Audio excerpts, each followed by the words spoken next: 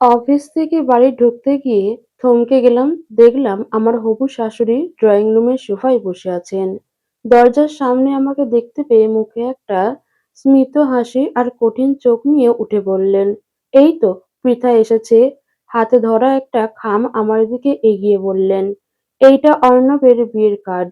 এই মাসের 30 তারিখে তোমরা সপরিবারে এসো কিন্তু।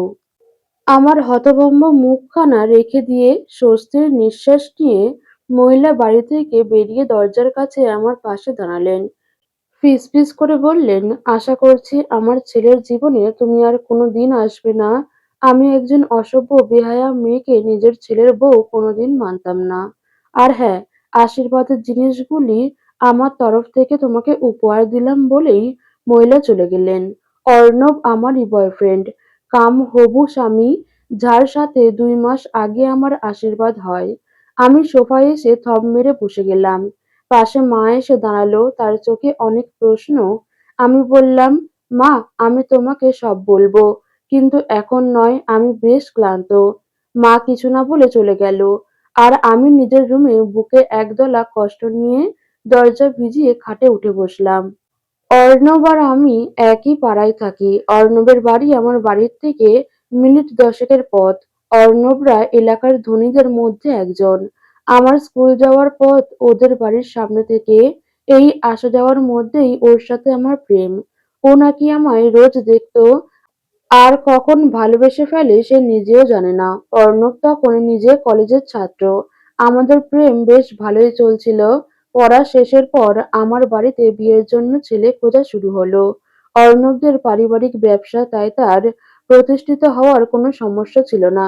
বাবা মাকে অর্ণবের কথা বলতেই তারা প্রথমে না করলো, কারণ ওদের আর আমাদের অর্থনৈতিক বৈষম্য। আমার বাবা অবসরপ্রাপ্ত সরকারি কর্মচারী। আমি ভাগ্যক্রমে এমএসএ করার পরই একটি প্রাইভেট কোম্পানিতে চাকরি পাই, তাও 2 বছর আগে। অর্ণব প্রথমে একটু গাইগুই করেছিল আমার কথা কিভাবে ওর বাড়িতে বলবে। এদিকে আমার বাড়িতেও জোর কদমে ছেলে দেখাশোনা শুরু হয়ে গিয়েছিল, আর আমি অর্ণব ছাড়া কাউকে বিয়ে করব না। তাই একদিন অর্ণবকে না জানিয়ে ওর বাড়িতে হাজির হই। ওর মায়ের সামনে সব কথা খুলে বলি। অর্ণবের মা আমাকে প্রায় ঘাড় ধাক্কা দিতে যাচ্ছিল, কিন্তু অর্ণব এসে বাঁচিয়ে নেয় এবং ওর মায়ের সামনে আমাদের দুজনের প্রেমের কথা জানায়। পরে এই নিয়ে অর্ণব আমাকে বেশ বকেছিল, কারণ এই রকম নির্লজ্জ মেয়ে তার মা আগে দেখেনি, যে ছেলের বাড়ি বয়ে প্রেমের কথা বলে। তারপর অনেক ঝড়ের শেষে অর্ণবের মা নিমপাতা চেবানোর মতো আমাদের সম্পর্ক মেনে নেন। কিন্তু একটাই শর্ত, বিয়ের পর আমার চাকরি করা যাবে না। আমিও রাজি হই, কারণ অর্ণবকে আমি প্রচন্ড রকম ভালোবাসি। তারপর একদিন আমাদের আশীর্বাদী হয়। কথা হলো বিয়ে হবে আমার ভাই মৃদুলের পরীক্ষার পর, কারণ সামনেই মৃদুলের এইচএসসি পরীক্ষা ছিল। কিন্তু একদিন সব যেন উল্টে গেল। আমার ছোট ভাই মৃদুলের রোড অ্যাক্সিডেন্টে মৃত্যু সবার জীবন, বিশেষ করে আমার ভাগ্য পরিবর্তন করে দিয়েছিল। আমার হাসিখুশি মা জীবন্ত লাশে পরিণত হয়। আর বাবা, তার কথা নাই বা বললাম। মৃদুলের মৃত্যুর 15 দিন পরে বাড়ির সকলে ঠিক করলাম স্বাভাবিকভাবে থাকবো। অভিনয় করে একে অপরকে সাহস দিচ্ছিলাম। আমাদের বাড়িটা যেন কবরের নিস্তব্ধতায় পরিণত হলো। বাবা বাড়িতে বেশিক্ষণ না থেকে বাইরে সময় কাটানো শুরু করলো। মা বাড়ির সব কাজ করে ব্যথাভরা চোখ নিয়ে মাঝে মাঝে দেখতাম মৃদুলের রুমে চুপচাপ বসে আছে। কারোর কোনো কথা নেই, অভিযোগ নেই। মৃদুল তার সাথে আমাদের সবার আনন্দটাও নিয়ে চলে গেছে। আমি অফিসে যতক্ষণ থাকি মনটা ততক্ষণ ভালো থাকে, বাড়ি ফিরলেই যেন অন্ধকারে হারিয়ে যাই। একদিন তিনজনে খেতে বসেছি, কারোর মুখে কোনো কথা নেই। সবাই মাথা নিচু করে এক মনে খেয়ে চলেছি। আমি গলা খাঁকড়ে দিয়ে বাবাকে ডাকলাম। বাবাকে ডাকতেই বাবা তাকালো আমার দিকে। আমি দেখলাম বাবার শরীর বেশ খানিকটা ভেঙে গিয়েছে। খোঁচা খোঁচা সাদা দাড়ি ভর্তি চেহারাটাও হাবাগোবার মতো। মাকেও দেখলাম, চোখের নিচটা পুরো কালির আস্তরণ পড়ে গিয়েছে। বাবা বলল, কিছু বলবি? আমি যেটা বলার জন্য বাবাকে ডেকেছি সেটা বলতে যেন কেমন বাদো বাদো ঠেকছে। নিজের বিয়ের কথা কি করে বলবো? আমি কি স্বার্থপর হয়ে গেলাম? আমার ভাই মারা গিয়েছে আজ মাসখানেক হলো, অথচ নির্লজ্জভাবে মা বাবাকে একা ছেড়ে চলে যাওয়ার কথা ভাবছি। আমার সাহস হলো না। কিছু বলার, তাই বললাম, "কিছু নয়, তোমরা খাও।" পরের দিন অর্ণবকে আমার সিদ্ধান্ত জানিয়ে দিলাম। এক, আমি চাকরি ছাড়ছি না, কারণ মা-বাবাকে সাপোর্ট দিতে হবে। আর দ্বিতীয়ত, বিয়েটা বছরখানেক পরে করব, কারণ এই মুহূর্তে মা-বাবাকে ছেড়ে যেতে পারব না। অর্ণব দ্বিতীয় সিদ্ধান্ত মানলেও প্রথমটা কোনোমতে মানতে চাইল না। বলল, "পৃথা, তুমি কথা দিয়ে ফিরিয়ে নিতে পারো না। জানি সমস্যা আছে, কিন্তু চিন্তা করো না, আঙ্কেল-আন্টির সব দায়িত্ব আমার।" আমি হেসে বললাম, "তোমার কি মনে হয় বাবা-মা তোমার কথা মেনে নেবে? তারা জামাইয়ের টাকায় কোনো দিন চলবে না।" এই নিয়ে অনেক কথা কাটাকাটি হয় আমাদের দুজনের মধ্যে। দুজনের অজান্তে যে সূক্ষ্ম বেড়াজাল তৈরি হয়েছিল, তা সম্পূর্ণ একটি নিশ্ছিদ্র প্রাচীর হয়ে ওঠে আগের সপ্তাহে। সপ্তাহখানেক আগে আমি আর আমার বান্ধবী নীলা পাড়ার মোড়ে দাঁড়িয়ে ফুচকা খাচ্ছিলাম। সেদিন অফিসে তাড়াতাড়ি ছুটি হয়ে যাওয়ায় বাড়ি ফিরছিলাম।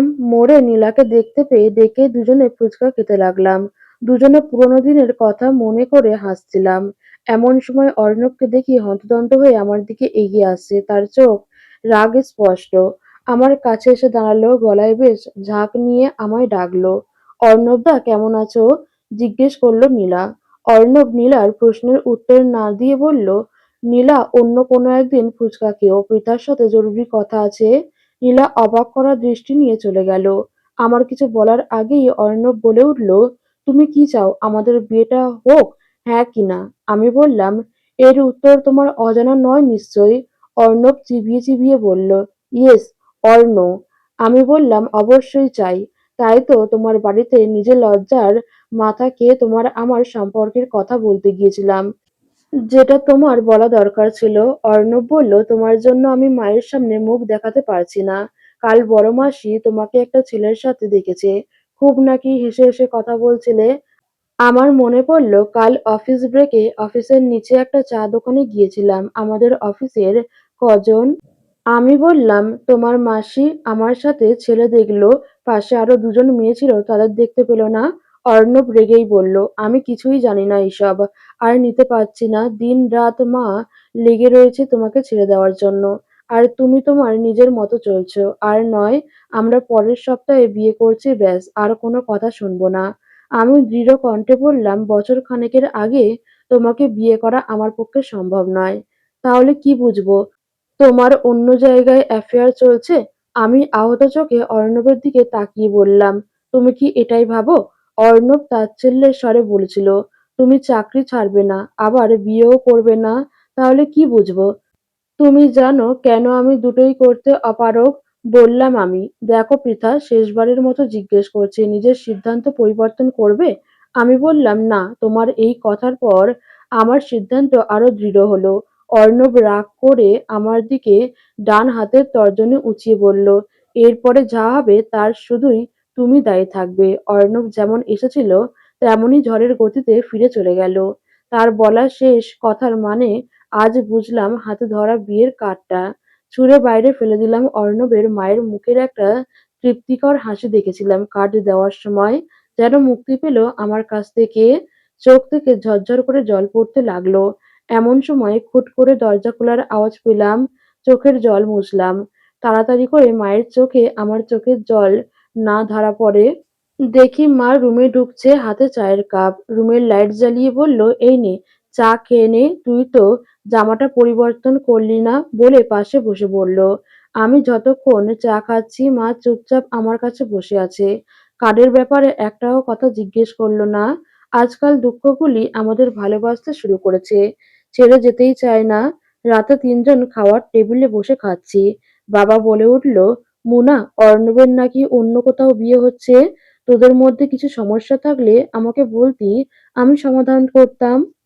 আমি হেসে বললাম, "বাবা, আজ মাসের 15 তারিখ। বিয়ে এই মাসের শেষে, মানে ওর আগে থেকেই সব ঠিক করা ছিল। শুধু আমার কাছ থেকেই কোনো বাহানায় যেতে চেয়েছিল, চলে গেল, বাদ দাও। তোমরা ঠিক বলেছিলে, ওদের সাথে আমাদের বিস্তর ফারাক। আমারই উচিত হয়নি ওর সাথে কোনো সম্পর্কে জড়ানো।" মা খাওয়া ছেড়ে ছলছল চোখে বলল, "মৃদুলের কত শখ ছিল দিদির বিয়েতে খুব আনন্দ করবে।" আর মা আর কিছু বলতে পারল না। শাড়ির আঁচল মুখে চাপা দিয়ে কাঁদতে লাগলো, আর বাবা মায়ের দিকে ফ্যাল ফ্যাল করে তাকিয়ে আছে। আমি উঠে গিয়ে মায়ের চোখ মুছে বললাম, আর কেউ কোনোদিন কাঁদবো না। মৃদুল সবসময় আমাদের পাশেই আছে। রাতে ঠিকমতো ঘুমাতে পারলাম না। মা কয়েকবার এসে দেখে গেছে যদি দুঃখে কষ্টে আমি কিছু একটা করে বসি, তাই যতবার মাকে বলি আমি কিছুই করব না, ততবার মা তার মাথায় হাত বুলিয়ে দিয়ে দিব্যি করিয়েছে। আমি হেসে বললাম, "তুমি ভয় পেও না। তোমাদেরকে ছেড়ে যাব না বলেই অর্ণবকে বিয়ে করলাম না। আর এই পৃথিবী থেকে এত সহজে যাব না।" আমি মায়ের কোলে মাথা রাখলাম আর মা আমার মাথায় হাত বুলাতে লাগলো। নিজের মনের কষ্ট চেপে বললাম, "তোমার মেয়ে এত ভীতু নয়। যে সম্পর্কে বিশ্বাস আর শ্রদ্ধা নেই সেই সম্পর্ক না থাকাই ভালো।" চোখ থেকে এক ফোঁটা জল গড়িয়ে পড়ল আমার। বিগত কয়েকদিন বড়ই কষ্টে দিন কাটলো। শুধু একটাই কথা মাথায় ঘুরতে লাগলো। এতদিনের ভালোবাসার মানুষটাকে চিনতে পারলাম না। অর্ণব যে আমাকে এত ভালোবাসে, একদিন ফোন না করলে পাগলের মতো আচরণ করা শুরু করতো। সে কি করে পারল এইরকম একটা সিদ্ধান্ত নিতে? উত্তর অজানা আমার কাছে।